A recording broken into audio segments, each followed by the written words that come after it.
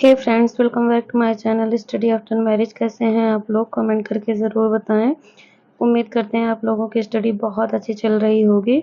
तो फ्रेंड्स, जैसा कि आप सब लोगों को पता है कि सीटेट का एग्ज़ाम अब एकदम पास में आ गया है, अब ज़्यादा टाइम नहीं है। तो मैं आज आप लोगों के लिए लेके आई हूँ सीडीपी टैग वर्ड्स।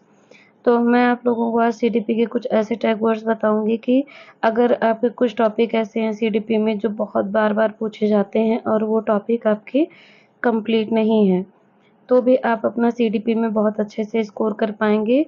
30 में 25 आराम से कर पाएंगे।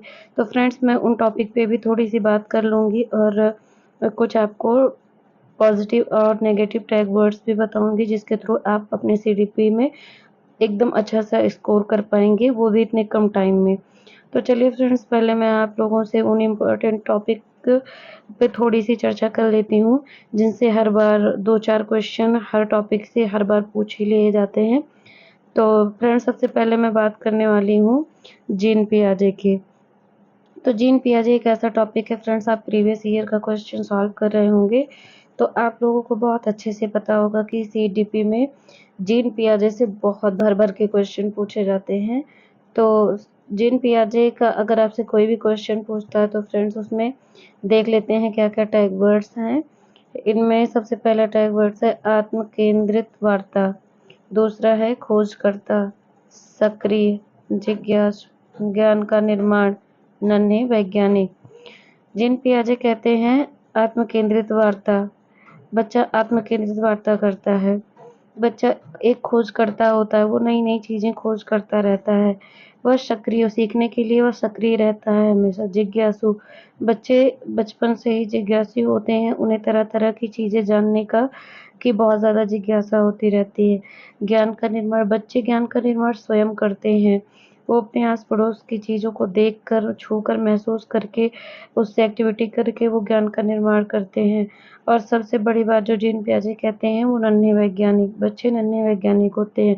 अगर आप लोगों से जीन पियाजे से रिलेटेड कोई क्वेश्चन पूछता है, अगर उनके चारों ऑप्शन में आपको आत्म केंद्रित, खोजकर्ता, सक्रिय, जिज्ञासु, ज्ञान का निर्माण, नन्हे वैज्ञानिक, इन टैग वर्ड्स में से कोई भी वर्ड अगर आपको मिलता है तो आप उसे सही करके आएंगे और यह 100% सही होगा फ्रेंड्स, यह 100% सही होगा।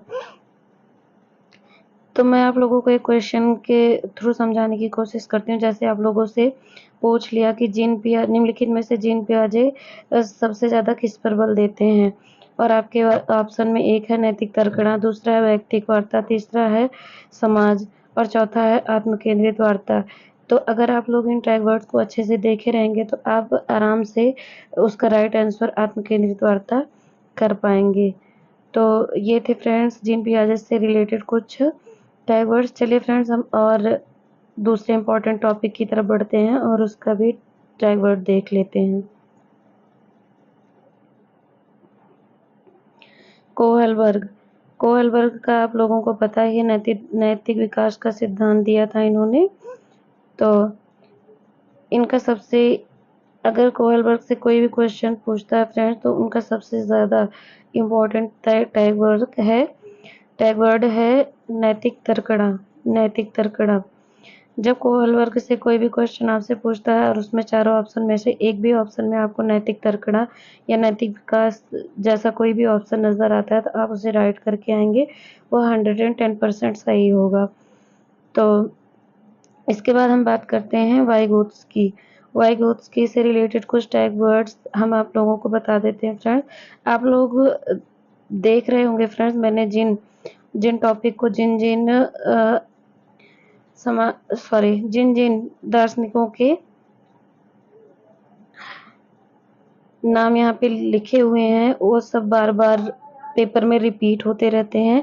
तो अब हम बात करते हैं वाइगोत्स्की के टैग वर्ड रिलेटेड कुछ टैग वर्ड की।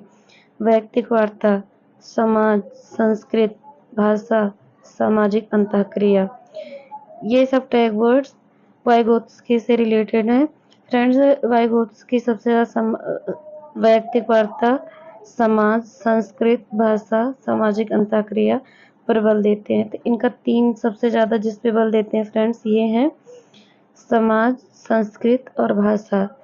इसे अब आप SCL से भी याद रख सकते हैं। सोसाइटी, लैंग्वेज और संस्कृति, ये सब चीज़ें आपको अच्छे से याद रखना है फ्रेंड्स। तो फ्रेंड्स, इससे भी रिलेटेड मैं आप लोगों को एक क्वेश्चन बता देती हूँ। जैसे कि आपसे पूछ लिया कि वाइगोत्स्की सबसे ज़्यादा किस चीज़ पे बल देते हैं, और आपके ऑप्शन में आ जाता है कि सक्रिय, समाज और निरंतरता, बहुआयामी। तो आपको जिस भी ऑप्शन में समाज या संस्कृति या भाषा, इन तीनों में से कोई ऑप्शन मिलता है तो आप वही टिक करके आएंगे और यह आपका 100% सही होगा। तो चलिए फ्रेंड्स, हम आपको दूसरे टॉपिक पे आपसे चर्चा करते हैं, विकास। अगर आपसे विकास के बारे में कोई भी चीज़ पूछा जाता है फ्रेंड्स, अगर उसमें आपको निरंतरता सामान्य से विशिष्ट की ओर यह दिखाई देता है तो वह भी 100% सही होगा, क्योंकि यह एक पॉजिटिव टैग वर्ड्स है। पॉजिटिव टैग वर्ड्स है विकास के लिए। विकास निरंतर चलने वाली प्रक्रिया है और वह सामान्य से विशिष्ट की ओर चलती है। तो बात कर लेते हैं फ्रेंड्स बुद्धि की। बुद्धि बहुआयामी समुच्चय समूह। अगर बुद्धि से रिलेटेड कोई क्वेश्चन आता है फ्रेंड्स, अगर उसमें आपको बहुआयामी किसी ऑप्शन में मिलता है या किसी ऑप्शन में समुच्चय मिलता है या समूह मिलता है, और या फिर हो सकता है आपको तीनों ऑप्शन, एक ऑप्शन में बहुआयामी मिल जाए, दूसरे में समुच्चय मिल जाए, तीसरे में समूह मिल जाए और चौथे में उपर्युक्त सभी मिल जाए, तो आप उसमें उपर्युक्त सभी सही करके आएंगे फ्रेंड्स। यह आपका एकदम सही आंसर रहेगा। संवेग एवं संज्ञान। फ्रेंड्स, हम बात कर लेते हैं संवेग और संज्ञान की। जब संवेग और संज्ञान के बारे में कोई भी क्वेश्चन आता है तो संवेग और संज्ञान से रिलेटेड कोई भी क्वेश्चन आता है, अगर आपके ऑप्शन में अंतः संबंधित है तो आप उसे राइट करके आएंगे, क्योंकि संवेग और संज्ञान अंतः संबंधित होते हैं, एक दूसरे से संबंधित होते हैं। तो फ्रेंड्स, चलिए आगे बढ़ते हैं और आप लोगों को दिखाते हैं कुछ पॉजिटिव और नेगेटिव टैग वर्ड जो सीटेट सीडीपी के टैग वर्ड्स हैं, जो आपको सीडीपी के पोर्शन में बहुत ज़्यादा हेल्प करेंगे। जैसे कि आप लोगों को पता है सीडीपी 30 नंबर की आती है, पेपर 1 में भी और पेपर 2 में भी। तो यह आपको पेपर 2 और पेपर 1 दोनों में हेल्प करेगा फ्रेंड्स। अगर आप अच्छे से इसे देख लेते हैं फ्रेंड्स, तो आप 30 में 25 आराम से कर पाएंगे। तो फ्रेंड्स, चलिए देख लेते हैं वो क्या टैग वर्ड्स हैं जिनके थ्रू आप अच्छे से अपने सीडीपी को कंप्लीट कर पाएंगे।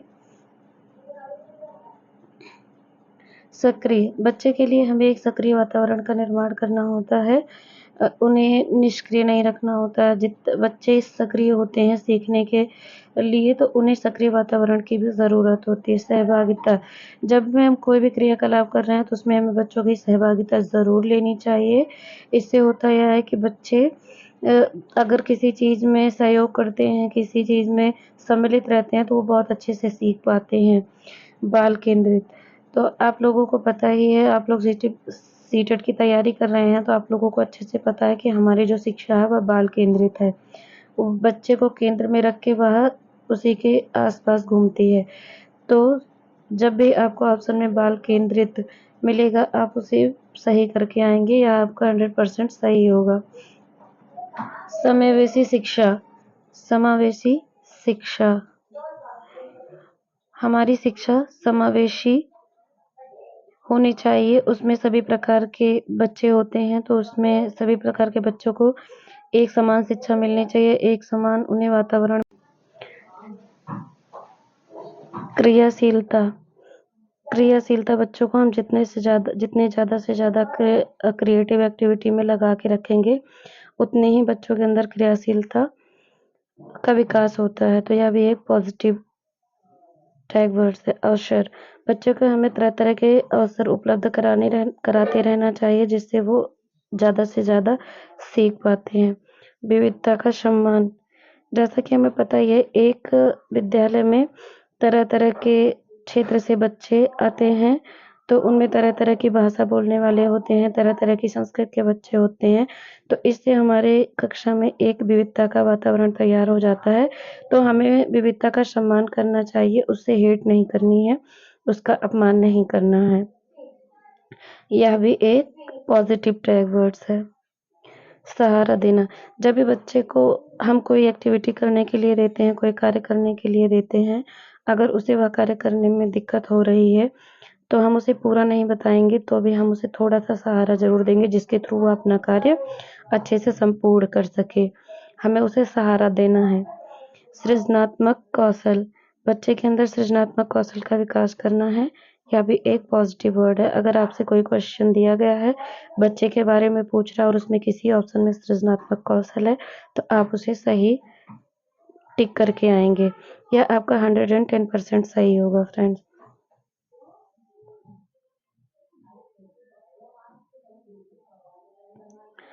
अनुभव संसाधन के रूप में हमें बच्चों के जो अनुभव हैं, जो अपने वो आस-पड़ोस से जो वो का एक्टिविटी करके जो चीज़ें सीख रहे हैं, हमें उनके अनुभव को संसाधन के रूप में देखना है। जब हम पढ़ा रहे होते हैं बच्चों को, तो जो उन्होंने अनुभव किया है, हमें उनसे जानने की कोशिश करना है और उसे एक संसाधन के रूप में प्रयोग करना है। तो यह भी एक पॉज़िटिव वर्ड है फ्रेंड्स। प्रोत्साहित करना, हमें कभी भी किसी भी क्षेत्र में बच्चे को प्रोत्साहित करना है। हमें जब भी पता चलता है, जो भी पता चलता है कि बच्चा यह करना चाहता है, तो हमें उसके लिए उसे प्रोत्साहित करना है। ऐसा कभी नहीं बोलना कि ये चीज़ तुम्हारे बस की नहीं है, तुम नहीं कर सकते, तुमसे नहीं होगा। यह एक नेगेटिव वर्ड होता है फ्रेंड्स, हतोत्साहित करना, इसलिए आप प्रोत्साहित करेंगे, उसे आगे बढ़ने का अवसर देंगे। तो अगर आपको किसी ऑप्शन में प्रोत्साहित करना मिलता है, तो यह भी एक पॉजिटिव टैग वर्ड्स है और आप इसे सही करके आएँगे। अभिव्यक्ति की स्वतंत्रता, बच्चे क्या कहना चाहते हैं, हमें उसे सुनना बहुत ज़्यादा इम्पोर्टेंट होता है। तो फ्रेंड्स हम हमेशा बच्चों की बातों को सुनेंगे, वो क्या कह रहे हैं, उन्हें अभिव्यक्ति की स्वतंत्रता देंगे, उन्हें बोलने का मौका देंगे, अवसर देंगे, जिससे बच्चे एक्सप्लेन कर सकें और हमें समझ में आए कि वो क्या सोच रहे हैं, क्या चीज़ें उनके दिमाग में है, किस चीज़ के प्रति उनकी जिज्ञासा है। तो इसलिए अभिव्यक्ति की स्वतंत्रता बहुत ज़्यादा इम्पोर्टेंट है। बाल केंद्रित शिक्षा, जैसे कि मैंने अभी आप लोगों को ऊपर ही बताया कि हमारी शिक्षा बाल केंद्रित है। बच्चा केंद्र में होता है और सारी चीज़ें उसके इर्द-गिर्द घूमती रहती हैं। तो हमारी शिक्षा बाल केंद्रित है। अगर आपको कहीं भी बाल केंद्रित शिक्षा ऑप्शन में मिलता है, तो आप उसे राइट करके आएँगे और यह आपका सही आंसर होगा। तो फ्रेंड्स ये थे आपके सीडीपी के कुछ पॉज़िटिव टैग वर्ड्स। अब हम आप लोगों को नेगेटिव टैग वर्ड्स बताएँगे, जो कि आपको सीडीपी में बहुत ज़्यादा हेल्प करने वाले हैं। तो चलिए फ्रेंड्स सीडीपी के नेगेटिव टैग वर्ड्स देख लेते हैं। निष्क्रिय, हमें बच्चे को कभी भी निष्क्रिय तरीके से नहीं सिखाना है। जैसा कि हमने आप लोगों को ऊपर ही बता दिया है कि बच्चा सदैव सक्रिय वातावरण में ज़्यादा अच्छे से सीख पाता है, तो उसे निष्क्रिय बिल्कुल नहीं करना है। हतोत्साहित, बच्चे को कभी हतोत्साहित नहीं करना है, वो जो भी करना चाहता है, जिस क्षेत्र में आगे बढ़ना चाहता है, हमें उसके लिए प्रोत्साहित करना है। तरह-तरह के अवसर प्रदान करने हैं, उसे जो भी ज़रूरतें हैं, हमें उसकी ज़रूरतें पूरी करना है, जिससे वह आगे बढ़ सके। तो यह एक नेगेटिव वर्ड है। फ्रेंड्स, हम नेगेटिव वर्ड्स का प्रयोग तभी करेंगे जब आपके क्वेश्चन में नेगेटिव वर्ड पूछा गया है, तो आप नेगेटिव वर्ड का प्रयोग करेंगे और जब आपके क्वेश्चन में पॉज़िटिव पूछा गया है, तो आप पॉज़िटिव टैग वर्ड्स का प्रयोग करेंगे। तो फ्रेंड्स देखते हैं दंड देना, हमें बच्चे को कभी भी दंड नहीं देना है। अगर वो कोई उद्दंडता कर रहा है या वो सीखने में कमज़ोर है, नहीं सीख पा रहा है, तो हमें ये पता लगाने की कोशिश करना कि वो ऐसा क्यों कर रहा है, उसके साथ ऐसा क्यों हो रहा है।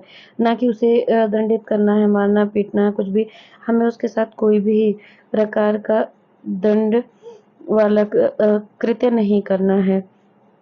कठोरता, बच्चों के साथ हमें कठोरतापूर्ण व्यवहार नहीं करना होता है फ्रेंड। इससे होता ये है कि फिर बच्चों के साथ अगर हम कठोरतापूर्ण व्यवहार करते हैं, तो बच्चे जो चीज़ें रहती है वो उनके अंदर नेगेटिविटी आती है और वो जो चीज़ें उनके अंदर है, वो आपसे कह नहीं पाते, वो एक्सप्रेस नहीं कर पाते। तो इसलिए बच्चों के साथ कठोरतापूर्ण व्यवहार कभी नहीं करना है। पक्षपातपूर्ण शिक्षा, जैसा कि मैंने आप लोगों को पहले ही बताया पॉजिटिव वर्ड में फ्रेंड्स, अब बच्चे हमारी कक्षा में तरह-तरह के वातावरण से, तरह-तरह के परिवेश से बच्चे आते रहते हैं, तो उनकी संस्कृत भी तरह-तरह की रहती है। उनके बोलने-चालने का ढंग भी तरह-तरह का रहता है। वो स्टेटस में भी अलग रहते हैं, कोई थोड़ा गरीब फैमिली से आ रहा है, कोई अच्छी फैमिली से, तो हमें उनके साथ पक्षपातपूर्ण व्यवहार बिल्कुल नहीं करना है। बच्चा किसी भी क्षेत्र से आ रहा हो, किसी भी स्टेटस से आ रहा हो, हमें उनके साथ समान व्यवहार करना है। तो पक्षपातपूर्ण व्यवहार एक नेगेटिव वर्ड है फ्रेंड्स, अगर ये किसी भी ऑप्शन में आपको मिलता है तो यह एक नेगेटिव वर्ड होगा। केवल, मात्र ही, हम बच्चे को किसी एक ही तरीके से नहीं सिखाते हैं। जैसे कि आप लोगों को किसी ऑप्शन में मिलता है केवल, तो केवल एक ही तरीका हमारे पास नहीं है बच्चों को सिखाने के लिए, इसलिए केवल, मात्र ही, ये आपको किसी भी ऑप्शन मिलता है तो यह भी एक नेगेटिव टैग वर्ड्स है। कंठस्थ कराना, रटाना, याद कराना, यह भी एक नेगेटिव टैग वर्ड्स है फ्रेंड्स। हमें बच्चों को कंठस्थ कराना, रटाना, याद कराना बिल्कुल नहीं होता है। हमारे ज़िम्मेदारी यह होती है कि हम जो भी चीज़ें पढ़ाएँ बच्चे को अर्थ सही समझ में आए। उनके दिमाग में अर्थ समझ में आना चाहिए, चीज़ें समझ में आनी चाहिए, ना कि उन्हें रटाना है। क्योंकि जब चीज़ें हमें समझ में आती हैं या बच्चे को समझ में आती हैं, तो वो लॉन्ग टाइम तक दिमाग में रहती हैं, और जब चीज़ें हम रटवाते हैं तो वो चीज़ें कुछ टाइम के बाद हमारे दिमाग से निकल जाती हैं। इसलिए यह भी एक नेगेटिव टैग वर्ड्स है। तुलना या भेदभाव, हमें किसी भी बच्चे की तुलना किसी दूसरे बच्चे से बिल्कुल नहीं करनी होती, क्योंकि आपको पता है कि हर बच्चा एक विशिष्ट होता है, हर बच्चे की क्षमता अलग होती है, हर बच्चे के सीखने का तरीका अलग होता है। तो हमें किसी भी बच्चे से की ना तो तुलना करनी है, ना ही भेदभाव करना है। ग्रेडिंग और रैंकिंग, हमें किसी बच्चे को जब हम उनका मूल्यांकन कर रहे हों या फिर जब हम उनकी किसी भी प्रकार की टेस्ट ले रहे हों, कुछ भी है, तो हम उन्हें ग्रेडिंग या रैंकिंग नहीं करेंगे। इससे एक दूसरे के प्रति बच्चों में नेगेटिविटी आती है, वो और ग्रेडिंग और रैंकिंग नेगेटिव वर्ड्स होते हैं, तो इसलिए बच्चों में ग्रेडिंग और रैंकिंग बिल्कुल नहीं करना। शिक्षक केंद्रित शिक्षा, तो आप लोगों को पता ही है कि हमारी जो शिक्षा है वो बाल केंद्रित शिक्षा है, ना कि शिक्षक केंद्रित। शिक्षक कुछ भी नहीं है, जो कुछ भी है हमारी शिक्षा का मेन केंद्र बिंदु बालक होता है, शिक्षक नहीं होता है। कठोर अनुशासन, बच्चों के साथ हमें कठोर अनुशासन बिल्कुल भी नहीं यूज़ करना है। हमें उनके साथ लचीले करिकुलम, लचीला पाठ्यक्रम, लचीले व्यवस्था, नियम का पालन करना होता है। हमें उनके साथ कठोर अनुशासन, दंड, ऐसी चीज़ों का प्रयोग बिल्कुल नहीं करना होता है। तो फ्रेंड्स, मैंने अभी आप लोगों को बताए कुछ सीटेट के टैग वर्ड्स, सीडीपी के टैग वर्ड्स और कुछ इम्पोर्टेंट पॉइंट्स, जिनसे भर-भर के क्वेश्चन हर बार रिपीट किए जाते हैं एग्ज़ाम में। जीन पियाजे से भी आप 3-4 क्वेश्चन आराम से मान के चलिए। कोहलबर्ग से भी 3-4 क्वेश्चन आ ही जाते हैं, वाइगोत्स्की से भी। ये वो इम्पोर्टेंट पॉइंट है फ्रेंड्स, जिनसे बार-बार क्वेश्चन एग्ज़ाम में रिपीट होते हैं। इसीलिए मैंने इन इम्पोर्टेंट पॉइंट्स को भी रखा और आपको पॉज़िटिव और नेगेटिव टैग वर्ड्स के बारे में भी समझा। तो उम्मीद करते हैं वीडियो आप लोगों को अच्छी लगी होगी और यह आपके लिए एग्ज़ाम के लिए बहुत ज़्यादा हेल्पफुल होगी। फ्रेंड्स, मैंने भी सीटेट 2 बार क्वालीफ़ाई किया है, तो मैंने इन्हीं सब ट्रिक का इस्तेमाल किया है। ये टैग वर्ड्स मुझे बहुत ज़्यादा हेल्प किए एग्ज़ाम को क्रैक करने में। तो फ्रेंड्स, आप में से कुछ लोगों का ये भी क्वेश्चन रहेगा कि आपने 2 बार क्यों दिया? तो मैंने 2 बार इसलिए दिया फ्रेंड्स, क्योंकि मेरे फर्स्ट बार ज़्यादा अच्छे नंबर नहीं थे, बस मैं क्वालीफ़ाई कर पाई थी। तो अपने नंबर को और ज़्यादा बढ़ाने के लिए मैंने सेकंड टाइम दिया था। तो इसीलिए मैंने सीटेट 2 बार दिया है और मैंने सीटेट अच्छे नंबर से क्लियर भी किया है। तो इसीलिए मैंने जो कुछ अपनी परीक्षा के दौरान एक्सपीरियंस किया, वो चीज़ें मैंने आपके साथ शेयर करना ज़रूरी समझा, तो इसीलिए मैं कर रही हूँ। तो उम्मीद करती हूँ ये वीडियो आप लोगों के पेपर के लिए बहुत ज़्यादा हेल्पफुल होगा। अगर आप लोगों को मेरी वीडियो अच्छी लगती है तो वीडियो को लाइक, शेयर और चैनल को सब्सक्राइब ज़रूर करें फ्रेंड्स। फ्रेंड्स, अगर आप मेरे चैनल पर फर्स्ट टाइम विज़िट करते हैं तो आप उसे सब्सक्राइब ज़रूर करें, जिससे आपको नेक्स्ट जो भी इन्फॉर्मेशन या जो भी वीडियो मैं अपने चैनल पर अपलोड करती हूँ, वो आपको तुरंत मिल सके। तो फ्रेंड्स, इसी जानकारी के साथ हम अपने वीडियो को एंड करते हैं। Thanks for watching.